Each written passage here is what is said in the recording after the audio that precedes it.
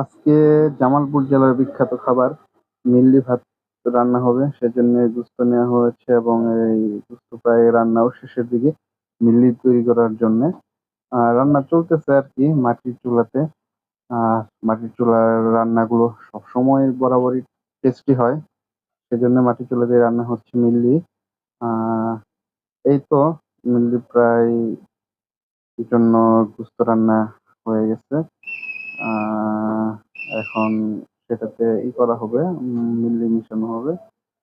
তো মিল্লি মিশানোর জন্য আমরা অপেক্ষা করতেছি দেখি কখন মিল্লি মিশানো হয়।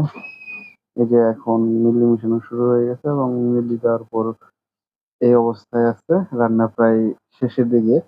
আর অল্প সময় লাগবে রান্না শেষ হতে। তো দেখে মনে হচ্ছে খুব টেস্টি হবে এবং রান্না শেষ হওয়ার পর এই হচ্ছে আমাদের মিলি ভাত।